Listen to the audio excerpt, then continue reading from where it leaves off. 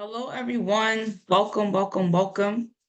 Welcome to Girls Steam Ahead with NASA to 2024 Resources in Action. So please take this time to introduce yourself in the chat. Let us know who you are, where you're from, and what organizations you're representing. My name is Candid Mack. I'm Program and Events Coordinator and Youth Advisory Board Coach here at NGCP. And I also have my colleague, Tara Cox, the Senior Manager of Programs and Partnerships.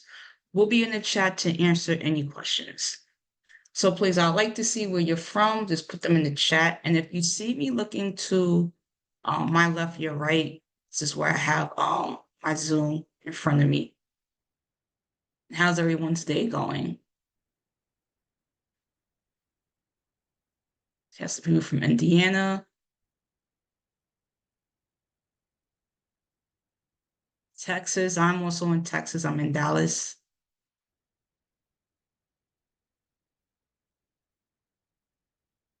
Yeah, Oregon, Orange County, awesome. Great. So I hope everyone's having a great day.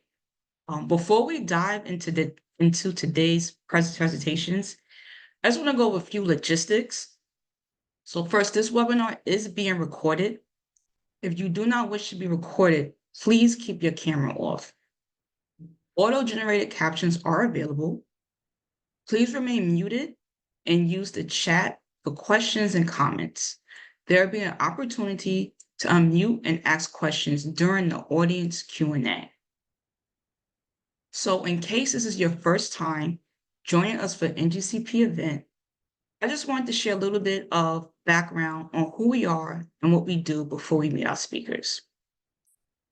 So the vision of National Girls Collaborative Project is to support and create STEM experiences that are as diverse as the world we live in. NGCP is a national network of diverse shareholders who are advancing the agenda and gender equity. We bring together organizations that are committed to informing and encouraging girls to consider STEM. Our goals: NGCP believes STEM skills can be acquired by anyone and fostered in everyone. Our initiatives build confidence and create a community of lifelong STEM activators. So here's a few of our goals. We want to build and sustain a network of advocates to provide equitable and inclusive STEM opportunities. Catalyze equity in STEM from research to practice by providing actionable knowledge that transforms the STEM experience. Increase our collective impact by strengthening organizational effectiveness. And you can learn more about our mission and goals on our website, ngcproject.org. So our resources. NGCP offers monthly webinars on a range of topics just like this one. You can also sign up for our monthly e-newsletter to be the first to learn about NGCP's events. And we'll put the link in the chat so you can learn more. And then you can find exemplary practices, research, statistics, and more on our website. Now, let me introduce everyone to Dr. Martha Saladino. She is an education and outreach scientist, the Space Telescope Science Institute in Baltimore. She is involved in the outreach efforts of NASA's Universe of Learning, the Hubble Space Telescope, JWST, and the upcoming Nancy Grace Space Telescope. Martha is deeply invested in promoting diversity in astronomy and engaging the new generations, especially minorities and unrepresented groups in space. Martha, I'm turning it over to you so you can share with our audience more about NASA's Universe of Learning and Girls Steam Ahead with NASA. Thank you very much, Candid. Let me share my screen.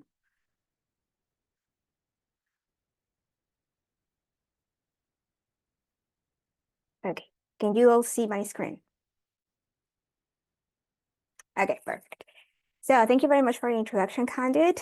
I am indeed Marta Saladino. I'm based at the Space Telescope Science Institute, and today I'm going to talk to you about NASA's Universe of Learning and mainly Girls Steam Ahead with NASA. So what is NASA's Universe of Learning? Please let us know in the chat if you've heard about NASA's Universe of Learning. If not, I'm going to explain it very briefly. So NASA's Universe of Learning is a program funded by NASA where we create learning programs about astrophysics. These resources that we create are for all ages, for all backgrounds, and our idea is to make programs that are engaging for everybody to learn and get excited about the universe. One of the things that we have is that we have a direct connection to NASA science missions, NASA's astrophysics missions. So what does this mean? What does astrophysics mean? That means everything beyond our solar system. So some of the programs that we create are about stars, for example, or solar systems that are beyond ours, other solar systems, other Earths. We also want to understand, how did we get here? How do we know? So these are some of the themes that NASA's Universe of Learning covers. Throughout my slides, you will see some QR codes. The QR codes will link you to the things that I'm going to be talking about. So within NASA's Universe of Learning, we have two different buckets. One of them are resources and the other ones are projects. I know that this is a little bit overwhelming, but please bear with me. I'm going to explain what I mean by all of this. Within our resources, we have, and I'm so sorry, I don't know why this doesn't want to advance. Okay, there it is. Within our resources, we have different things that will help you engage your audiences. Our resources are meant for facilitators. We have hands-on activities, for example. We have videos about astronomy, about stars, where stars are formed, exoplanets, which are planets that are around other stars. We also have exhibits that you can request. We have computer-based activities. We have posters that aim to showcase and make visible the work of women in STEM. We also have some resources that are available in other languages, one of them being Spanish. Now, we also have some projects. These projects usually create the resources that I just talked about. I'm going to highlight some projects here, and perhaps you've heard about them, and if you have, please let us know in the chat. One of them is, for example, the Astrophoto Challenge, which takes place twice a year. And the idea is here that we provide you with data that comes from NASA missions. And the idea is that you or your audiences can learn how to process this data and then submit it. And then some scientists, a panel reviews the submissions, and it's meant to be fun. And your audiences are engaged and they learn something new. We also have the Micro-Observatory, which is, for example, a network of observatories where you can request your own astronomical images so your audiences can learn how to process them. We have Video Space, which is a collection of videos and interactives meant to engage audiences and teach them about the universe. We also understand that not everybody learns in the same way, and that's why we also have accessible learning resources. And again, I don't know why I cannot share. Okay, there it is. Girls Steam Ahead with NASA is one of the programs within NASA's Universe of Learning. So our aim here is to empower public libraries, and I'm sorry about that message that you just saw, to empower public libraries and community-based organizations to engage girls and their families in STEM. So how do we achieve this? We understand that explaining astrophysics might be a little bit overwhelming or it might be scary. So because of that, we have created something that we call the Girls Team Ahead with NASA Program Facilitator Guide. It used to be called the Program Cookbook, but we have rebranded it. Within this resource, what you will find is different program themes that you can use to engage your audiences during your event. We have a theme about the different types of light that exist. We have a theme about how we get data from space telescopes and how do we process it. We'll have another one that is about celebrating women in STEM, and another one about the life cycle of stars. The idea here is that you can grab the resources that we have here and you can get ideas for activities, or we also have scenarios that will allow you to basically go step by step and immediately use with your audiences. Okay, so what is in this program facilitator guide? As I mentioned, we have activities and resources related to the topic. We also have background for the facilitator, and we have these sample event scenarios that usually last 1 hour, where we give you ideas on what activities you can use and what other resources you can use to engage your audiences and start a conversation. Again, we understand that not everybody learns in the same way, and that's why we have a section about tips and adaptations on how you can adapt your the events, the resources that we have, for example, for younger audiences or for more advanced audiences or for low tech event, etc. Finally, we understand that we have a bunch of resources, but you perhaps need a little bit more guidance sometimes, or you need more ideas and you would like to meet with other facilitators to get ideas on how you can use these resources with your event participants. And because of that, this year, we started implementing some webinars where we go with you, we select some activities, and then we teach that we show to you, we demonstrate how they work. One of them, for example, was a guide to celebrate women in STEM. And we created this to help facilitators create programs around Women's History Month. We have another one about a STAR program, a guide of review. That's how you can use resources to show your audiences about the life cycle of stars.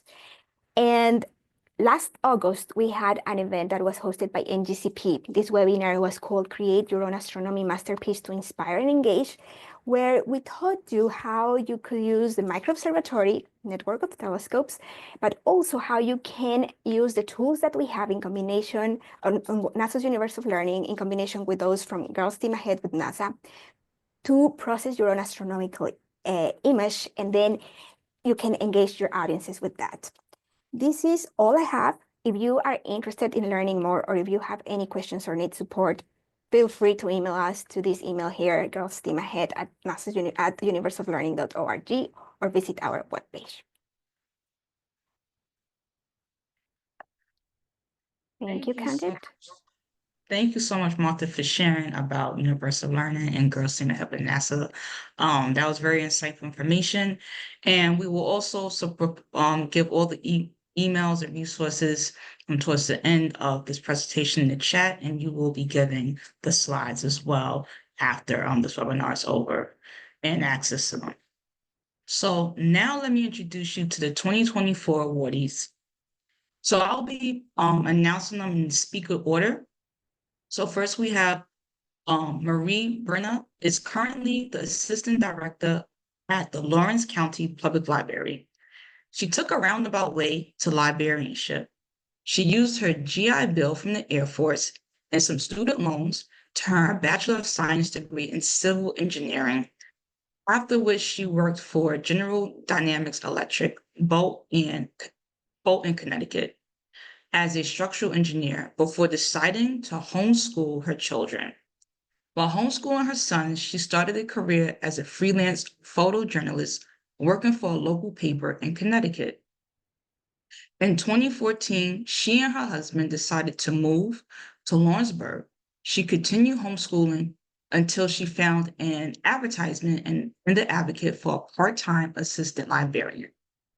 She has been working at the library for 6 years and finds it fun, challenging, and a great way to help people in the community. She's married to a wonderful man and has 4 sons, ranging in the ages from 33 to 18, 2 of whom graduated from Lawrence County High School. Her colleague, Anna Bottoms, is currently a library assistant at the Lawrence County Public Library. She's married, and her husband is a middle school science teacher. Growing up, Anna loved science, but was absolutely terrified of math. This became a years-long struggle for her. As a young adult, Anna was diagnosed with multiple disabilities, including a learning disability in math. She finally received accommodations and went on to graduate magna cum laude from the University of North Alabama with 2 degrees, a Bachelor of Arts in History and a Bachelor of Arts in Sociology. Because of her struggles, Anna is passionate about sharing knowledge and resources with people in her community, loves that her job at the library allows her to do this, and is honored to have been part of NASA's sponsor program. Our second awardee is Brenda Staley. She is the she is the library director of Enosburg Public Library in Enosburg, Vermont. This mid-sized town of just under 3,000 residents is 5 minutes south of the Canadian border. Brenda received the Vermont Public Library certification in 2003 and has been a director for 9 years. Third awardee is Meghan Tanner.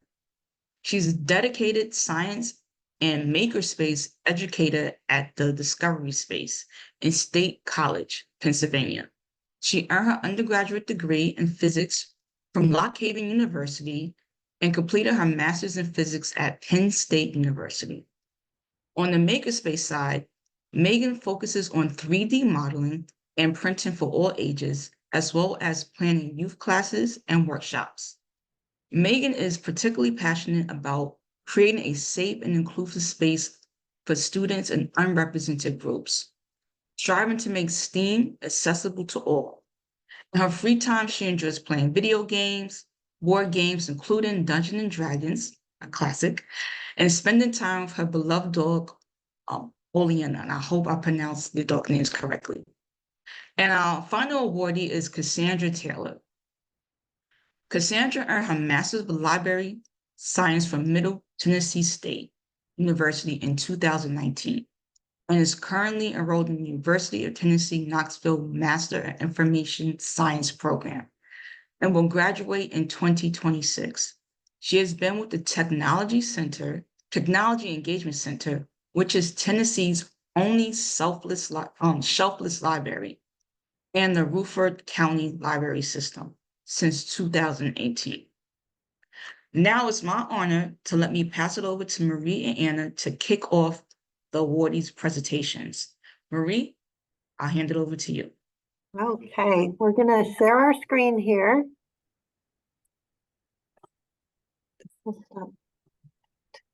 Yeah.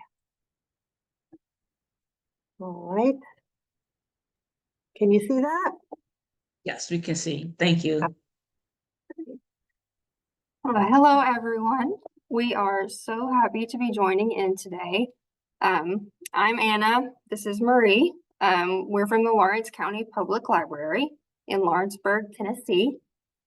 We are in a rural part of Middle Tennessee. We are about an hour to an hour and a half south of Nashville. Our county has a population of about 45,000 people. And our local economy is driven primarily by agriculture and car parts manufacturing. So about our program, Anna and I had a lot of fun designing this NASA program for our teens in the county. We planned 4 programs, 1 a week for 4 weeks in a row. And being a mostly rural community with limited STEM programs in our school systems, we invited both boys and girls to take part in the program. Our goal was to show teens how magnificent space is, how fascinating science is, but also to have them meet a local scientist, mathematician, or engineer. We chose our local STEM experts for our presentations, and we thought that interacting with local scientists, mathematicians, and engineers would demonstrate to our teens that they don't have to be from a metropolitan area with a lot of STEM resources in order to go into a STEM career. So each week for our program, we introduced a concept, we introduced them to a professional STEM person, we played an activity, and we made a craft. And we relied very heavily on our GSAWN facilitator guide for the concepts, activities, and crafts. For week 1, we did the electromagnetic spectrum. Our first guest scientist was Kelly Rawson of a local meteorology group here, Tennessee Valley Weather. We were really excited to host Kelly because one of the reasons that meteorology group actually formed, and one of the reasons that they purchased a state-of-the-art Viper radar system, is because our library was hit by an unseen EFO tornado in 2020. So we really got to come full circle on that. So we talked about the electromagnetic spectrum for week 1, and we talked about space-based telescopes. And Kelly had her own presentation about what parts of the electromagnetic spectrum meteorologists use in their careers. Our teens really did love it, and one teen girl afterward on one of our feedback forums said that she wanted to become a meteorologist after seeing Kelly's presentation. We played electromagnetic spectrum bingo, and then we made a craft of an icosahedron using photos of space objects taken from different wavelengths with NASA's space telescopes. Kelly Rawson called out the space objects for our bingo game, and then she stayed and helped the teens with the craft, which was great because they were able to ask her more questions. For a week, we went over the binary code, and we had a mathematician and retired educator, Deborah Barnett, from Lawrence County. She visited us and she jumped right into the teaching. She was a natural. The teens learned the difference between base 2 and base 10 counting and how binary is used to transmit data from the space telescopes to the computers on Earth. For our activity, we then set up a chart, which you can see in the photographs there, to do the recoloring the universe activity.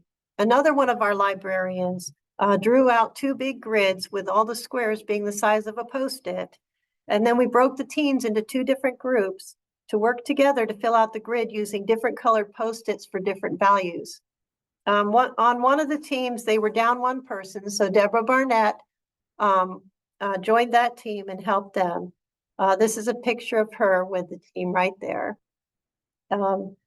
It was a lot of fun, and it got the teams all working together, and we highly recommend this activity if you need to choose one.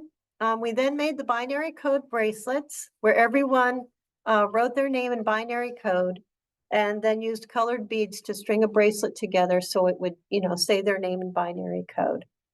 Deborah really enjoyed helping the teens so much that she took the binary code lesson to her Sunday school class in church that very next Sunday. For week 3, we did the star cycle. Our guest scientist was chemist Cheyenne Hill with the Tennessee Department of Agriculture. She works in a lab and she tests things like animal feed and fertilizer. We went through the star cycle and we watched a couple videos about star formation and star death. Cheyenne taught them about nuclear fusion and nuclear fission. She got the teens out of their seats and had them pretending to be hydrogen atoms and protons and helium. It was really fun. There was a lot of laughter during that part. And it was a really great hands-on way to teach those concepts and like the difference between them. And the kids really enjoyed it. We then did 2 crafts, the beaded bookmarks and the paper circuits, and both of them went really well. For our 4th week, we had a real treat. We had rocket engineers from NASA's Marshall Space and Flight Center in Huntsville, Alabama, come and visit us to talk to the teens. Industrial engineer David Brown and chemical engineer Craig Bryson from Alabama came and shared what it was like to be a rocket engineer for NASA. It was great. We had the highest turnout of teens, 23, and they asked lots of questions.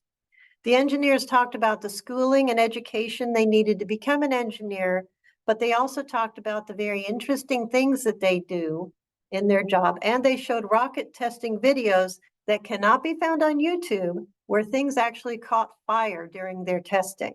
So it was great, and the teens loved it. The engineers stayed afterward to talk one-on-one with the teens if they had any questions. And when we were promoting this program, we had a lot of adults ask if they could participate, and we kind of had to say no. So we've started inviting some of these guests back again to do an adult program. So in conclusion, our goal was to show teens how magnificent space is, how awesome science is, and to have them meet a local scientist, mathematician, or engineer. And with the GSAWN Stipend, we were able to meet our goal. the GSAWN Facilitator Guide was incredible. There was so much in it that we're probably going to come up with another program in a couple years. We also learned so much and got so many resources from NASA's Universe of Learning. We had a lot of feedback. Some of the more entertaining ones we printed out here on the screen. The stipend paid for all the craft materials. We also had posters made up. I don't know if you saw them in the photographs, but they were beautiful posters from Light Beyond the Bulb exhibit, which you can see on the walls in the photos. And so we also had weekly handouts. So we had professionally printed that the kids could all take home with them that explained the concept of what they learned that day. And it looked pretty cool. It would be neat to hang on the wall. So anyway, this was a great program with many adults wishing they could attend, and we could not have done it without the stipend that we received and the GSAWN Facilitator Guide. So it was a lot of work, but it was really worth it. It was great. And that's it. Thank you.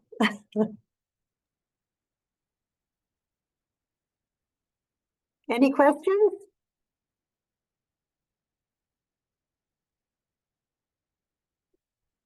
Oops.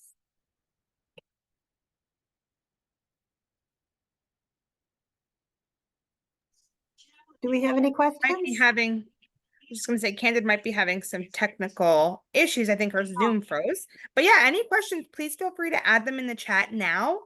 Or we can keep them until later as well and move on to the next presentation. All right. Okay, I guess that's me, Brenda, Yes, and that's I'm you, gonna Brenda. I was just gonna check on in the agenda. Yeah. Yep, you're up next. and I'm going to attempt to share my screen. Can people see it or no? Yep, and then you just need to present at the bottom. If you click on the little presentation button all the way to the right at the very bottom, the one that looks like a podium Just, on the PowerPoint slide. okay, on the bottom. On the bottom, all the way. Yep, you were almost there. Left, go There? up, nope. Yep. The little presentation button. One more over. Yep, you're good. That one? Yep. Okay, sorry All about right. that. No worries. And just try to click through for me just to make sure. Yep, You're yep. good. All right, great. Okay, so as I said, I'm with the Enosburg Public Library in Vermont. We are a very small town based primarily on agriculture. When our girls up here and our boys don't get this opportunity, so we were very grateful to receive this grant. So we held it for 4 weeks also. We did an hour and a half on Thursdays, and Melissa McKinstry, who's our school librarian, she presented this with me. We had a great time. So much fun. The kids loved it. We did invite boys. I think we only got one on 1 week to attend with us. We made bookmarks and we did the bracelets, binary bracelets also. The bookmarks were very well received. They were the stellar bookmarks, the life cycle, and many of the girls ended up actually making multiple bookmarks because they really enjoyed that. On our first meeting, Melissa, she was excited to present an introduction of stars to them. And of course, as you see, we had snacks and drinks. You've got 2 with kids, but we were amazed at the questions we were asked. And the interesting thing was we were asked a lot of questions that we took notes of and came back the next week to answer for them. We had a lot of questions about black and white holes. And I have to be honest with you, I did not know there were white holes until this session when the kids were asking us about them.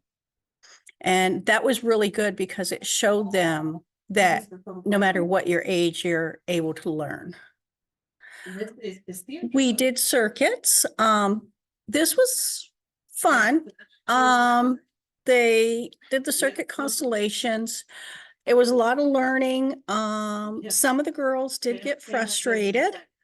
But they really supported each other and they had a lot of fun and they were able to problem solve together. And this is an example of the success of a constellation. And this is one of our girls, Bella, showing in process as she's working through her constellation. And as you see, they really did enjoy this. And this has reaffirmed to us we need to do more of this. One of the things we're really excited about is our third week. We had John Maple from Space Telescope Science Institute. And he did online lesson with the girls virtually. He stayed the whole hour and a half to answer questions, but he talked about his role, what he does. He talked about the astrophoto challenge and the electromagnetic spectrum. The girls all did the astrophoto challenge. They'd use Hubble images for the picture of, and I'm going to say it wrong and I apologize, I'm terrible with pronunciation, Cassiopeia. And what was really exciting is these are pictures that from each of the girls' actual challenge that we had put on magnetic pictures for each of them. So they got their group one and then they each got a larger individual one. And they were very excited that we went out and did that for them as a keepsake. One of the things that's really exciting is John did these certificates for each of the girls who submitted. And we did that on week 3. And that one was not our highest attended. It was actually week 4 after all the girls talked about it. And what was really exciting in week 4 is the ones who came who hadn't done it in week 3, the girls from week 3 all teamed up and taught the new people in week 4 how to do this. And to me, that was the ultimate goal of this, which was getting people excited, the kids, girls or boys, and then how they took it, what they learned and shared that knowledge and was excited to help others learn. So we had a great time. I cannot plug the facilitator guide enough. That was our lifeline. It really gives you good tips, and the stipend, we couldn't have done this without that. So I greatly appreciate that. And that would be it. Thank you, Brenda, and my apologies. I had some technical issues earlier, but thank you, Brenda, and thank you to Anna Marie. I really enjoyed the presentations, and I love how all your activities are very engaging. So next we have Meghan. If you are able to share your screen, we can get started with Meghan. All right, just give me a moment here.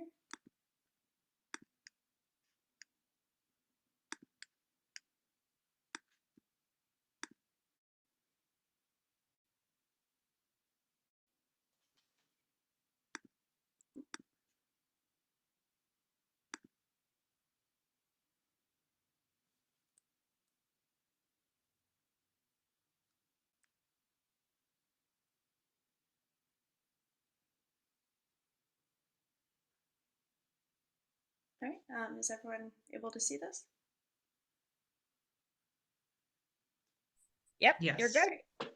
All right, hi. My name is Meghan Tanner. I am a science and makerspace educator at Discovery Space and the Rivet. And we were very excited to get this award with Girls Steam Ahead and with NASA.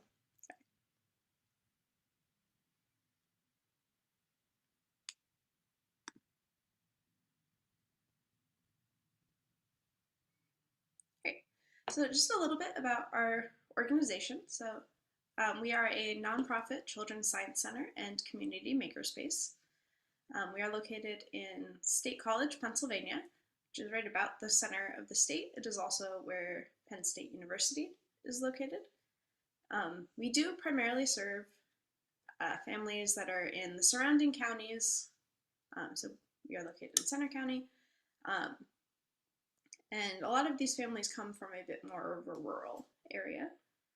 We are happy to offer classes through our makerspace as well as Discovery Space to all ages, as well as summer camps and day camps throughout the school year, as well as field trips. And we do have regular open hours where we are open to the public.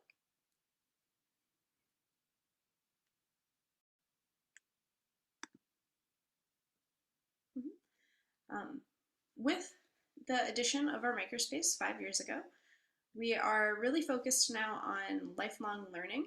So a lot of our attendance at the Discovery Space on the Science Center side starts with babies and toddlers. We have had children who have taken their first steps on our exhibit floor, and we have programs ranging mostly from pre-K through elementary school.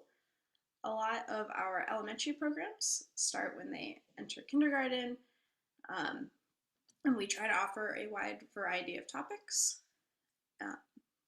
And as they begin to age out of the elementary side, with our makerspace, we have begun to offer middle school camps as well as our high school internship, where students can learn and prepare camps and activities for the elementary age camp. And then we do offer classes and workshops for adults of all ages, and from kind of all over Pennsylvania. And we hope that this cycle continues as they bring their children and grandchildren back into the Discovery Space to continue their learning as well. For our event with Girls Steam Ahead, we hosted an event for local Girl Scouts in the area, which was on September 29th. We were able to provide this for 22 Girl Scouts, and they were able to earn their space science badge, which had a little bit of different requirements. So we broke it up based on what level of Girl Scout they were. So the daisies, brownies, and then our juniors and cadets were combined. So during our 2 hours, each group was able to complete 2 activities, but they were also given a chance to explore and interact with our exhibit floor.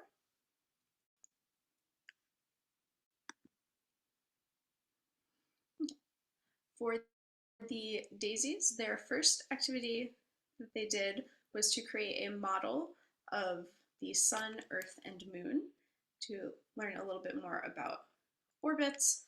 And it also helped tie back in to the solar eclipse that we had earlier this year, where we got to have them show what they think happened during the solar eclipse and kind of the order of where all 3 bodies were positioned during that time, as well as for lunar eclipses. And then our second station came from the facilitator guidebook, where they learned a bit about the life cycle of stars.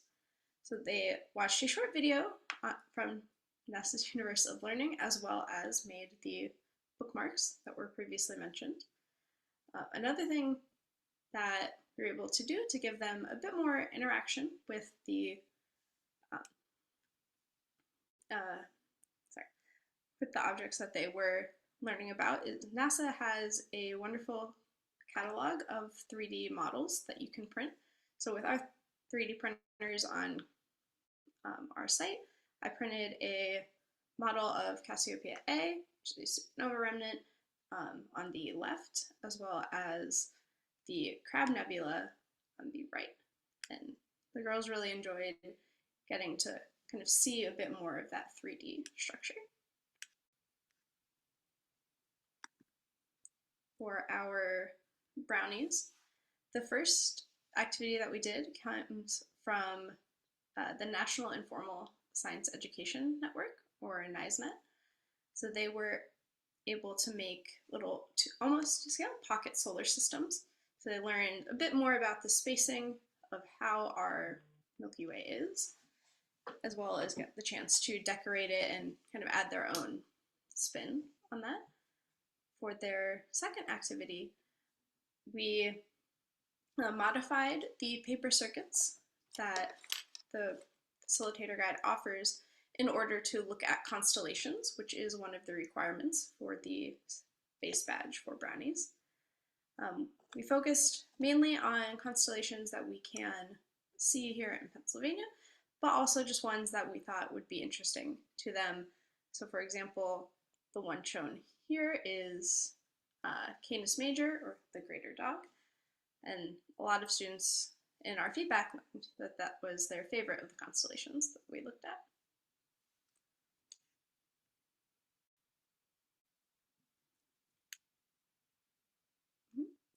And lastly, for the juniors and cadets, our first activity, we went into our computer lab in order to do Space Jam, which is in partnership with the Chandra Space Telescope. And in this, they get to learn a little bit about the structure of programming, as well as getting to model their own solar system. And in doing so, they are able to add beats, both musical notes as well as percussion, to create their own song for their solar system. So they worked in mostly in pairs to do this, and at the end presented, and it was really cool to hear all of their different ideas as to what things should sound like. Her second activity was, again, from the facilitator guide, so I have the included a picture of the old version, what's still called the cookbook, but it was their pixels to images activity, or decoding starlight, where they looked at a little bit of how X-ray data is turned into a picture that we can visualize and study. So it's just one of the examples. They were had to choose 5 colors and assigned each amount or photons that they were given in a table to a specific color. And on the right here is an actual image of this processed data. It also got them talking and thinking about why we use computers to do a lot of this image processing, but it was still nice for them to get to work that out by hand. We did experience a few issues, mostly just keeping in mind age and skills of our participants. So for example, some of our daisies had a lot of issues tying beads on to the string for their bookmarks, but thankfully we had wonderful volunteers that were able to help with them. Additionally, I mentioned it here, but some of the juniors had a bit of kind of a disconnect between the taking averages that they learn in school and applying it to a little bit of larger numbers. But again, we had incredible volunteers who turned that into a group learning lesson. So I really, cannot express enough how wonderful it was to include, for example, our volunteers were Penn State students, but they just provide a wonderful outside perspective as well as another way to connect with our participants. The last thing we should have taken into account but did not was time of day. Because our event was 4 to 6 p.m., towards the end of the event, a lot of the girls were hungry, and if we were to do this again in the future, we would both alter the time of day as well as provide snacks during our break time. But overall, we really enjoyed doing this program. We've had many other scout leaders from Girl Scouts in the heart of Pennsylvania reach out and wondering if that they can do different activities like this to earn their badges. But yeah, just thank you both to Girls Steam Ahead with NASA and the NGCP for this mini grant. Thank you, Meghan. Lovely presentation. And in the chat, people actually loved how you connected with the Girl Scouts. So thank you for that presentation. And up next, we have Cassandra, who's going to share her events.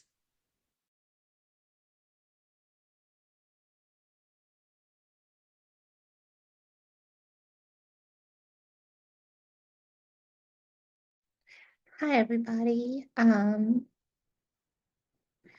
going to make me share my whole desktop, so bear with me for just a minute.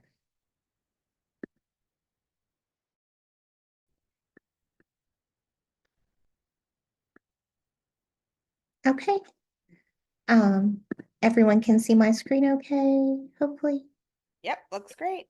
Fantastic. So the Technology Engagement Center is what we call a shelfless library. There's technically no book stacks there, though patrons can pick their holds up, but we do house the makerspace, 3D printers, and it's a collaborative learning space for Middle Tennessee.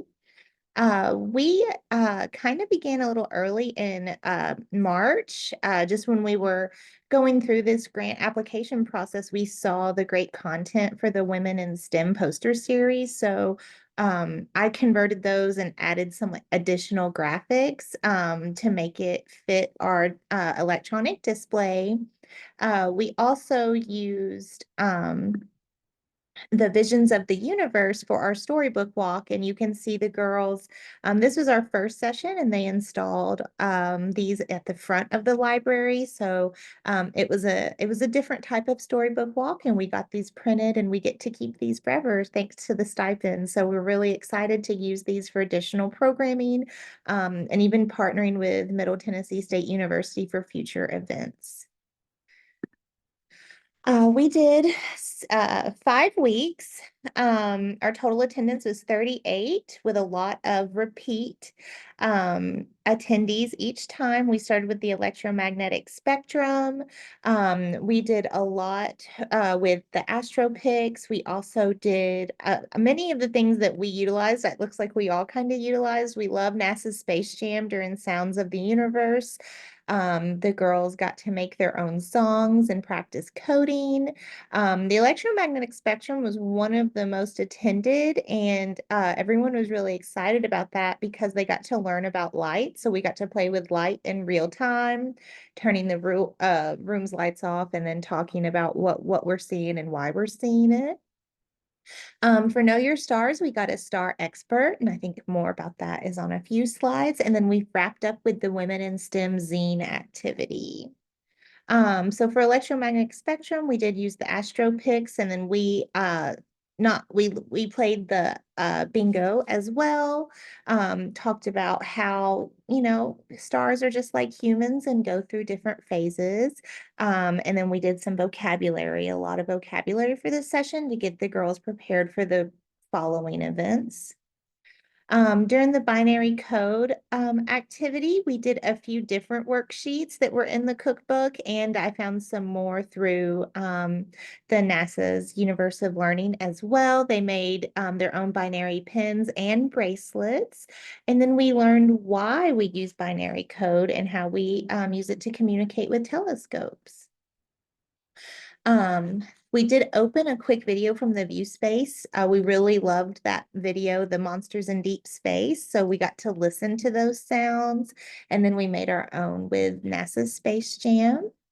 For our Women in STEM zine activity, the girls were were allowed to make 2 zines. We did use the printables that are provided in the cookbook, as well as we showed the posters again live that we featured back during Women's History Month. The girls also were given supplies to create their own zines, of which we were able to get with our stipend. And then we did do an all call out to the community to get some nice scientific publications and magazines. So the girls could go through that to create their own NASA zine.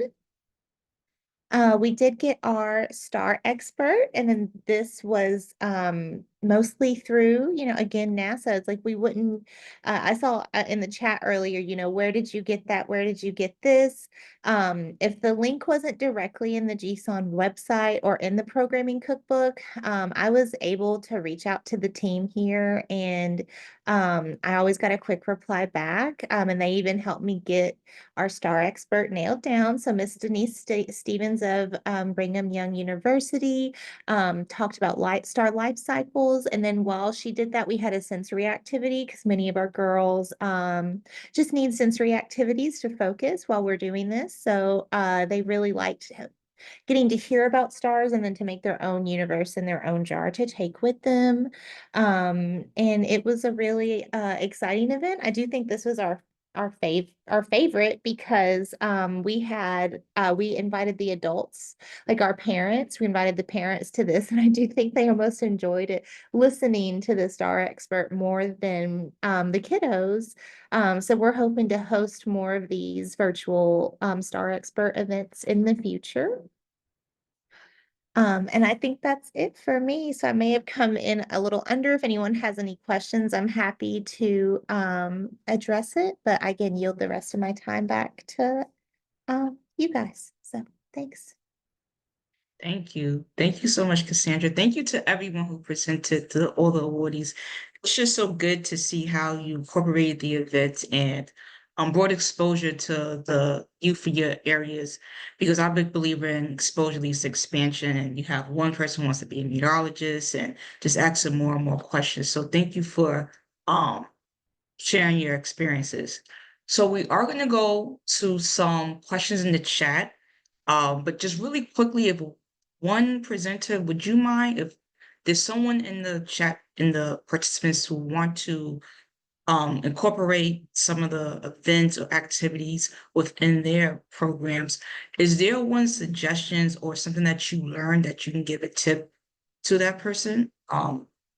Anybody, just anybody can share that if they have like a tip or suggestion. I'm gonna answer twice because I see Tara's email. So we're right, like my library in particular, we are a STEM library, so kind of similar to the Discovery Center that mentioned that, you know, how you had Girl Scouts. We also had a Girls Who Code program happening right before ours. So that's how we got participants, and then we reached out to local schools and Girl Scout organizations. But the programming cookbook is just amazing. So I think it's like whether you have a NASA grant or not, that resource alone is really great for planning.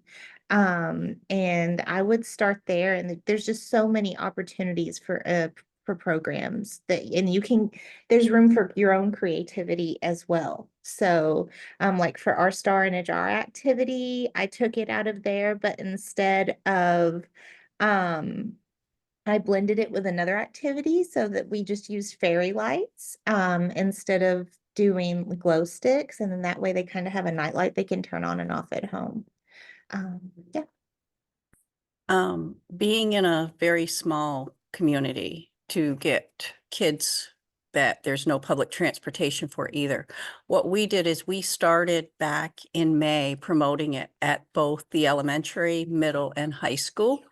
We made special posters about it. We made sure it went home in the newsletters, and we talked it up to everybody. And then we scheduled it. We have a day camp that goes from 8 to 3, and we scheduled it for 3 to 4:30.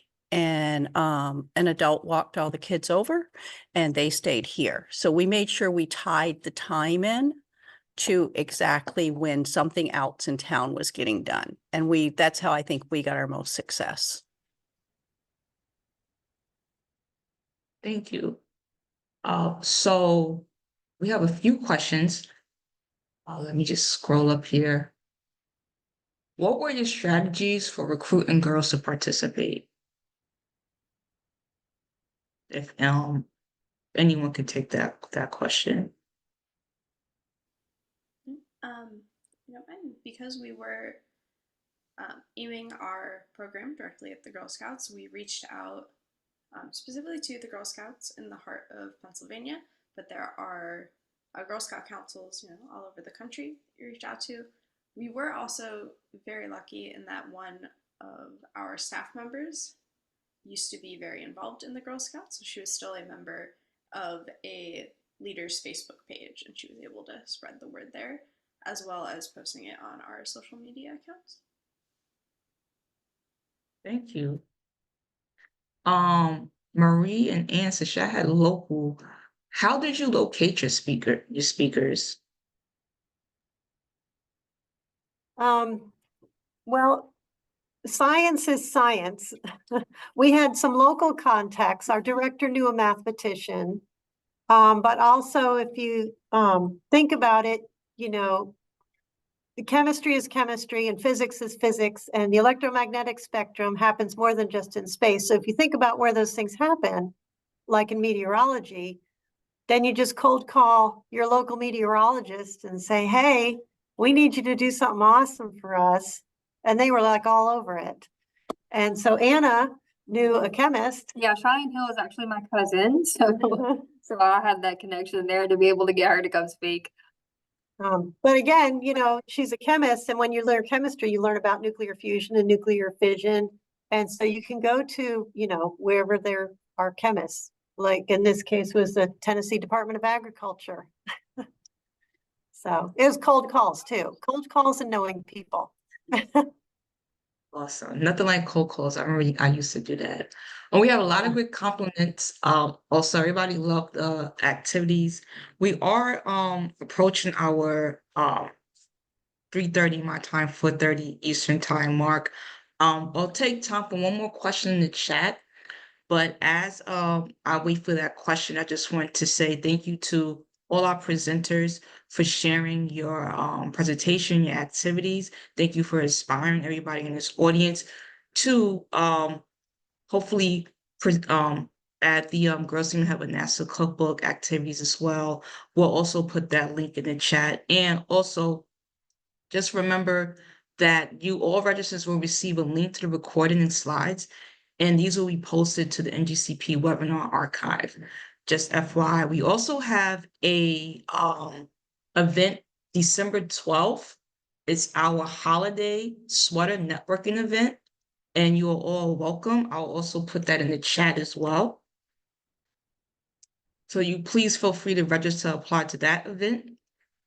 And I don't see any more questions, but I will take this time to see if, Martha, if you would like to have any closing words. If not, I hate to put you on the spot, but if there's anything you wanted to say. I just want to thank you all because all your events seem to be very engaging. I love the creativity you put into them. I love how interactive these events were for the kids. And we are here for it. Anytime you need help with anything, if you want to put an event together in the future, we'll be happy to help. And I guess that was one of the questions. Will you put another GSAWN event in the future together? And if so, we'll be happy to support you. Yes, that's a great question. Will you continue to put more GSAWN events together? And the last question in the chat, just to piggyback, do you recommend anything? Like which activity would you recommend to the kids? If any of our awardees like to answer that one. Recoloring the universe is really neat. It was a That really was fun one. that was a fun one, and it teaches the kids binary, but about pixels, and and you can do it by hand or you can do it by computers, but it's like one of those things that connect things in your life. Great teamwork exercise too. Yeah, and it's a teamwork exercise. Yeah.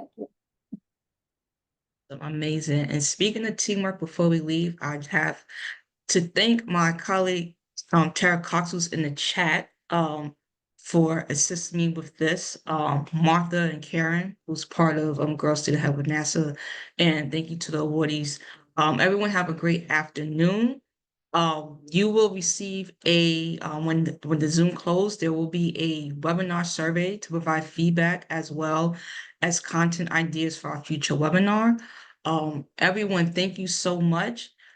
And we will see you next year. Well, we'll see you again, but next year for Girls to Have a NASA. Everyone have a great afternoon and a great build up to your weekend.